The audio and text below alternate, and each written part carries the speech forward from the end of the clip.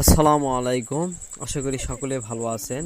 তো আজকে আমাদের পাট ধোয়া চলতেছে। তো বেশ কয়েকজন মিলে ওরা পাট ধুচ্ছে। আমি শিনটগুলো জড়ো করে এক জায়গায় বোঝা করতেছি।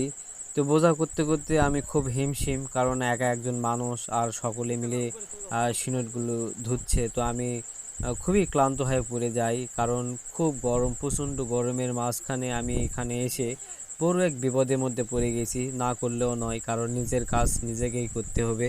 তো সেই কারণে আমি কোনো দিকে না যাই, আমি নিজের কাজ নিজেই করতেছি। তো সিমেন্টগুলো বাঁধতে বাঁধতে আমি এক পর্যায়ে চিন্তা ভাবনা করলাম, যদি আমি একটু তাদের সঙ্গে যদি একটু যাই সিমেন্ট যদি আমি ধুতাম, তাহলে মনে হয় আর একটু তাড়াতাড়ি কাজটা খুব দ্রুত হয়ে যেত। কিন্তু সম্ভব না, কারণ পানি খুব দুর্গন্ধ এবং পচা জাগ দেওয়া পানি। এই পানিতে মূলত মাছ, মানে যা কিছু আছে সব কিছুই জাগ জাগ, মানে পাটের একটা জাগ, মানে সুন্দর একটা সেন্ট বের হয়, কিন্তু এখান থেকে মাছ বা অন্য কোনো কিছু খাওয়া যাবে না, কারণ সব কিছুই জাগ। যতই আপনি মাছ বা যেটাই রান্না করবেন সব কিছু জাগ জাগ লাগবে। তো আমি কাজ করতে করতে খুব ক্লান্ত হয়ে যাই। সাইডে একটা কচুর জমি আছে, কচুর জমিতে আমি এগুলা সুন্দর করে সাইজ করে নিচ্ছিলাম। তো সাইজ করতে করতে দেখলাম যে সিনটগুলা বাঁধবো, তো বাঁধার মতো কোনো কিছু নাই। তো এক পর্যায়ে চিন্তা ভাবনা করলাম যে কোথায় গেলে কলার গাছের শ্বশুর বা পাটের দড়ি বা এরকম কিছু যদি থাকতো তাহলে ভালো হতো। তো অবশেষে একটা পেলাম, তো এটা দিয়ে আমি আবার বান্ধা শুরু করলাম। তো বাড়িতে প্রচণ্ড কাজের কারণে কোথাও বের হওয়া হচ্ছে না। তো কাজ করতে করতে একদিক দিয়ে খুব ভালো লাগে, কারণ কাজের মধ্যে একটা আনন্দ বা ভালো লাগা আমার মাঝে তৈরি হয়, কারণ কাজ না থাকলে আমার খুব খারাপ লাগে। কাজ করতে আমার ভালো লাগে, কাজ করা আমার একটা নেশা বা পেশা হয়ে গেছে। কাজ প্রতিনিয়তই আমি করে থাকি, বাড়ির সমস্ত কাজই আমি করি, কোনো কাজে অবহেলা করি না, আমি কাজ করেই যাচ্ছি। কিন্তু দুঃখ একটাই যে এত কাজ কাম করার পরও বাড়ির কারো মন পাই না।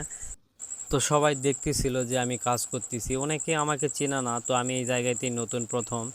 যেহেতু আমাকে চেনে না, অনেকে আমাকে জিজ্ঞাসা করতেছে তুমি কে, তোমার বাড়ির নাম ঠিকানা সব কিছু অনেকে জিজ্ঞাসা করলো। তো আমি বললাম যে আমি এখানে মূলত নতুন, তো আমি সব কাজই করতে পারি, সমস্যা নাই। আমার সব কাজের অভিজ্ঞতা আমার আছে, যদিও আমি গ্রামের ছেলে, কৃষকের ছেলে, সেই কারণে আমার সব কিছু অভিজ্ঞতা আমার আগে থেকেই আছে, ইনশাল্লাহ টুকটাক পারি আর কি।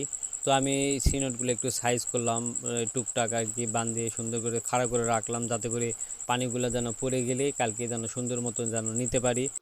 আমরা মূলত গ্রামে বসবাস করি, কারণ গ্রামের মানুষ বিশেষ করে খড়িতে জালে অভ্যস্ত, কারণ খড়ির জালের রান্না একটু খুবই সুস্বাদ হয় গ্যাসের তুলনায় অনেক বেশি।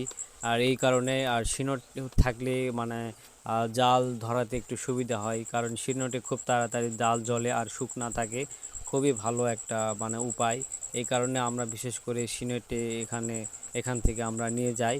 তো আকাশটাও অনেক সুন্দর ছিল, আকাশে অনেক এক ঝাঁক পাখি দেখে তো আমার মনোমুগ্ধ হয়ে গেলাম। আর খুবই সুন্দর একটা মুহূর্ত ছিল দুপুরবেলা, খারাপ দুপুরবেলা টসটসা রোদের মাঝখানে আমি কাজ করতেছিলাম। এত যে কাজ যে করতে পারি সেটা আগে হয়তো কেউ ভাবছিল না, মানে বুঝতে পারতেছিলাম যে আসলে আমি এতটাই কাজের ছেলে বা। তবে বর্তমান পাটের দাম খুবই বেশি, চড়া দাম, 36-3700 টাকা মনে বাজারে বিক্রি হচ্ছে। তবে এবারে পাটের খুব চাহিদা রয়েছে বর্তমান বাজারে।